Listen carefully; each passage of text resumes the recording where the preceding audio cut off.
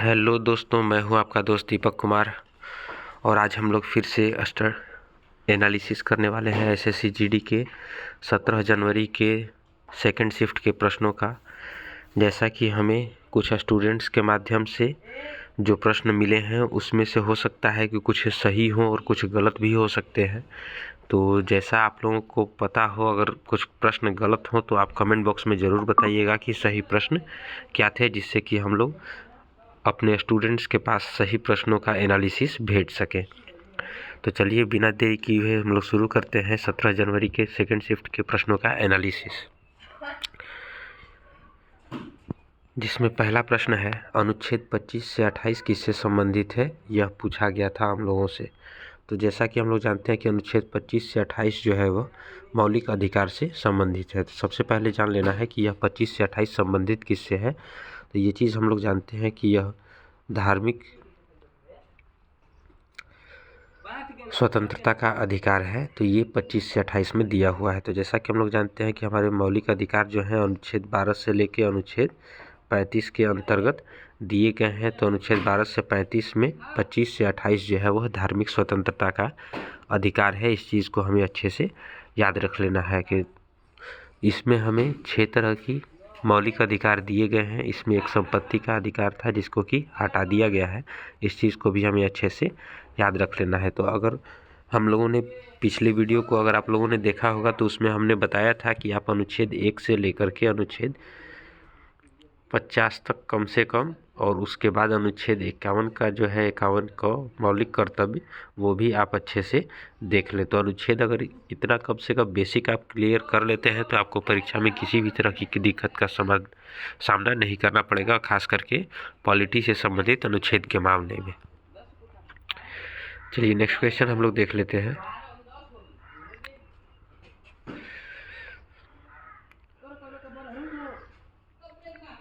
शुंग वंश की स्थापना किसने की, यह प्रश्न हम लोगों से पूछा गया था। तो जैसा कि हम लोग जानते हैं कि शुंग वंश की स्थापना पुष्यमित्र शुंग ने की थी।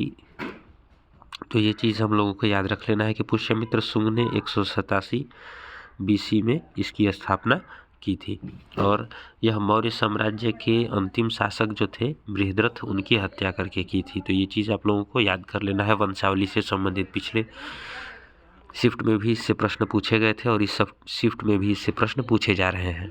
तो जैसा कि हम लोग जानते हैं कि सबसे पहला जो शासक था वह नंदवंश का था और इसका अंतिम शासक घरनंद था, जिसको कि हरा करके चंद्रगुप्त मौर्य ने मौर्य वंश की स्थापना की थी। तो नंदवंश के बाद आया था मौर्य वंश, जिसकी स्थापना चंद्रगुप्त मौर्य ने की थी। और मौर्य वंश का सबसे अंतिम शासक जो था बृहद्रथ, उसकी हत्या करके पुष्यमित्र शुंग ने शुंग वंश की स्थापना की थी। तो ये चीज़ भी आप लोगों को अच्छे से याद रख लेना है कि नंदवंश के बाद मौर्य वंश और मौर्य वंश के बाद शुंग वंश आया था। चलिए देखते हैं नेक्स्ट क्वेश्चन। कर्नाटक के मुख्यमंत्री कौन है, यह चीज़ प्रश्न में पूछा गया था। या तो इनका नाम दिया होगा, बसवराज बोम्मई जो थे, इनका या तो नाम दिया होगा या फिर आप लोगों से उल्टा ही पूछा होगा। तो बसवराज बोम्मई जो है, इनको हमें अच्छे से याद कर लेना है कि बसवराज बोम्मई जो है यह कर्नाटक के मुख्यमंत्री हैं। तो जैसा कि हम लोग जानते हैं कि अगर वर्तमान मुख्यमंत्री के बारे में पूछा जा रहा है तो आप लोगों को अभी वर्तमान में हाल ही में कम से कम 4 से 5 मंथ के अंदर जितने भी मुख्यमंत्री बदले होंगे या राज्यपाल, तो उनसे संबंधित आपको जितने भी प्रश्न हैं एक बार देख लीजिएगा, जिससे कि आपको नेक्स्ट शिफ्ट में बहुत ही आसानी होगी। नेक्स्ट क्वेश्चन जो हम लोगों को मिला है वो संबंधित है क्रिकेट से। और क्रिकेट में हम लोग जैसा कि जानते हैं कि लेग बाई से पूछा था कि कितना रन मिलता है। तो सबसे पहले तो समझ लेते हैं कि लेग बाई होता क्या है।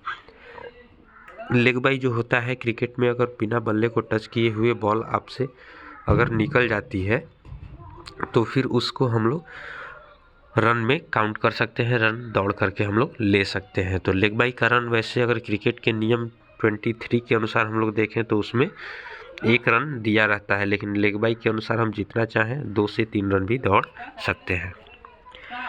तो क्रिकेट से संबंधित जितने भी प्रश्न होंगे कम से कम उसको भी आप लोग देख लीजिएगा, क्योंकि क्रिकेट से संबंधित भी प्रश्न पूछे जा रहे हैं।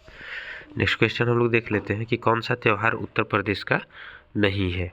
तो उत्तर प्रदेश का त्यौहार कौन सा नहीं है, इसमें कुछ लोगों ने बताया कि तीसरा ऑप्शन जो है वो दिया हुआ था हॉर्नबिल। तो जैसा कि हम लोग जानते हैं कि हॉर्नबिल जो है वो नागालैंड का त्यौहार है, तो हॉर्नबिल यूपी का त्यौहार नहीं था। यही हम लोगों का आंसर हो जाएगा। तो इस चीज़ को हमें अच्छे से याद रख लेना। और अगर पूछ रहा है कि यूपी का त्यौहार कौन सा नहीं है, तो कम से कम आपको ये तो पता ही होना चाहिए कि यूपी का त्यौहार कौन कौन सा है। तो इसको भी अच्छे से आप लोग देख लीजिएगा। नेक्स्ट हम लोग देख लेते हैं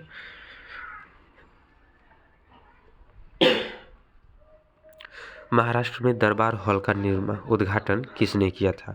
अब ये हो सकता है कि कुछ लोग बोल रहे थे महाराष्ट्र दिया हुआ था, कुछ लोग बोल रहे थे महाराष्ट्र नहीं भी दिया हुआ था। तो आप लोग देख लीजिएगा, जो भी हो, अगर दिया होगा तो ठीक, नहीं दिया होगा तो काट दीजिएगा।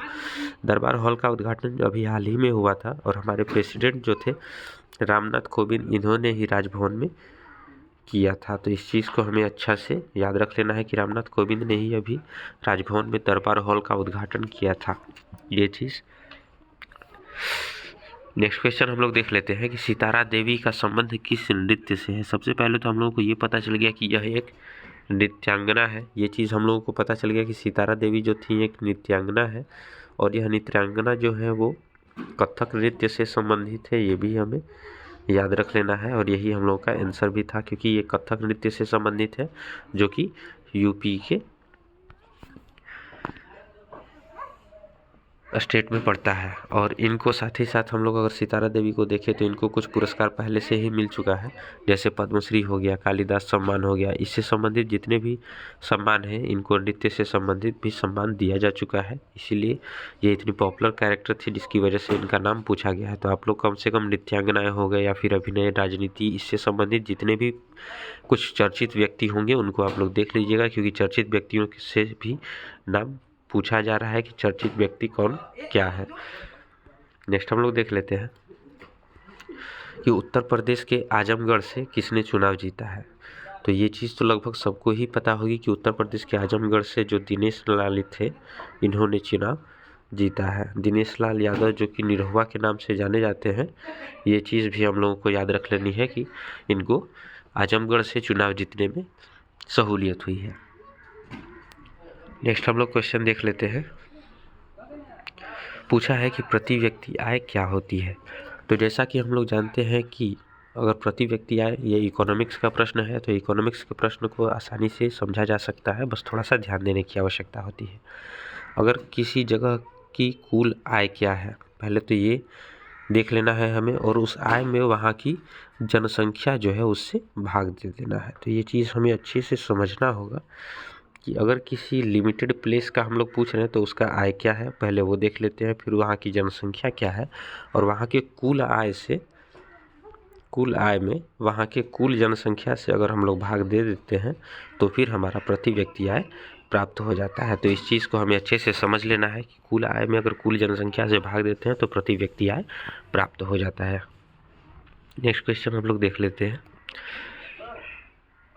जनगणना का आधार क्या होता है, इससे रिलेटेड एक प्रश्न पूछा गया था। तो जनगणना का आधार, जैसा कि हम लोग जानते हैं कि जनगणना कानून अधिनियम जो है 1948 से लेकर के 1990 का जो है, यही आधार है जनगणना का, और इसी से संबंधित। और जैसा कि हम लोग जानते हैं जनगणना का आधार कोई भी हो सकता है। जैसे अगर अभी फॉर एग्जांपल अभी हम लोग लें तो बिहार राज्य जो है, बिहार राज्य में अभी जातिगत जनगणना शुरू की गई है, जिसके माध्यम से अभी जनगणना चल रही है। तो यह आपके ऑप्शन पर डिपेंड करता है कि कौन सा ऑप्शन दिया हुआ था, उसके अनुसार आपको देखना है कि जनगणना का आधार क्या है। अगर वर्ष पूछता है तो वो जनगणना कानून वर्ष 1948 से 1990 है, और अगर आधार पूछता है तो वो ऑप्शन के अनुसार आप डिसाइड कर लीजिएगा। और जनगणना अगर आपसे पूछे तो जनगणना से संबंधित जितने भी प्रश्न होंगे कम से कम एक बार उसको देख लीजिएगा। नेक्स्ट हम लोग देख लेते हैं। पूछा है 73वां संविधान संशोधन से संबंधित प्रश्न।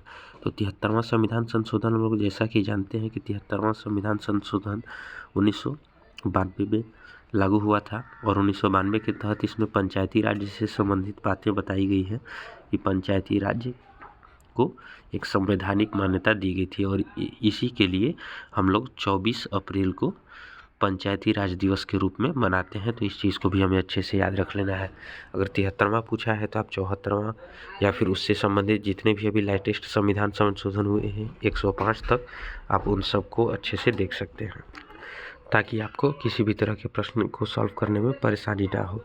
तो एक बार संविधान संशोधन से रिलेटेड जितने भी प्रश्न हैं उनको आप लोग देख लीजिएगा घर पे, ताकि अगले शिफ्ट में कोई परेशानी ना हो। नेक्स्ट क्वेश्चन हम लोग देख लेते हैं। अब ये प्रश्न हमको डाउट में है कि ये प्रश्न पूछा था कि नहीं, लेकिन कुछ लोगों ने कमेंट किया था जिस वजह से हम इसको डाल दे रहे हैं, आप लोग देख लीजिएगा। फीफा विश्व कप का आयोजन कहाँ हुआ था, हम लोगों ने इस पर एक वीडियो भी बना रखा है, अगर आपने देखा होगा तो आप आसानी से इसको सॉल्व कर सकते हैं। फीफा विश्व कप का आयोजन इस बार कतर में हुआ था, जिसको कि हम लोगों ने देखा हुआ था, और कतर में अर्जेंटीना इसका विजेता रहा और उप विजेता पूछता है तो फ्रांस रहा था। ये चीज़ भी आपको अच्छे से बताया गया था। नेक्स्ट क्वेश्चन हम लोग देख लेते हैं। एक प्रश्न था कथकली किस राज्य से संबंधित है, तो ये हम लोग जानते हैं कि केरल राज्य से संबंधित है। तो ये भी आप लोगों को अच्छे से याद रख लेना है, यानी कि नृत्य से संबंधित, चर्चित व्यक्ति से संबंधित, इनसे रिलेटेड जितने भी प्रश्न हैं कम से कम एक बार आप उसको देख लीजिएगा, 1 से 2 प्रश्न उनसे संबंधित जरूर मिल रहे हैं। और एक प्रश्न जो था वो दिवस से संबंधित था, तो दिवस वाला प्रश्न हम लोगों को क्लियर नहीं हुआ है। तो दिवस से हो सकता है जो प्रश्न पूछा गया हो वह आपके आगामी माह या पिछले माह यही हो सकता है, या फिर करेंट वाला हो सकता है। तो आप लोग जो भी होगा, प्रीवियस होगा या फिर आफ्टर वाला होगा या करेंट वाला होगा, जो भी होगा आप लोग एक बार ज़रूर देख लीजिएगा, क्योंकि इसी के आसपास का दिवस पूछ रहा है। फॉर एग्ज़ाम्पल आज अगर 17 जनवरी है तो आपसे हो सकता है कि इसके आसपास का, जैसे 15 जनवरी को हम लोग जानते हैं कि थल सेना दिवस मनाया जाता है, 16 जनवरी को पूछे तो विश्व राष्ट्रीय स्टार्टअप दिवस मनाया जाता है, 12 जनवरी को पूछे तो राष्ट्रीय युवा दिवस मनाया जाता है, जो कि स्वामी विवेकानंद के जन्मदिन पर मनाया जाता है। तो इन तरह की चीज़ों को हम लोग को अच्छे से याद रख लेना है, क्योंकि इसके नियर अबाउट प्रश्न पूछे जा रहे हैं। नेक्स्ट हम लोग देख लेते हैं। जैसा कि हम लोग जानते हैं कि कुछ मुहावरे, हिंदी के भी प्रश्न पूछे जा रहे हैं, चाहे उसमें मुहावरे हो, लोकोक्ति हो या पर्यायवाची हो। तो पर्यायवाची में एक प्रश्न मिला था जिससे कि गंगा से संबंधित था, तो आप लोग इसको देख लीजिएगा कि कौन सा प्रश्न पूछा गया था। तो इस तरह से हम लोगों ने सभी प्रश्नों को आसानी से कंप्लीट कर लिया है, और इसका एनालिसिस आई थिंक बेस्ट ही रहा होगा। तो लास्ट तक देखने के लिए थैंक यू, और मिलते हैं आपसे नेक्स्ट वीडियो में। तब तक के लिए आप हम लोगों के साथ जुड़े रहिए, और आपको सभी शिफ्ट के बेस्ट एनालिसिस प्रदान करने की कोशिश की जाएगी। Thanks for watching video.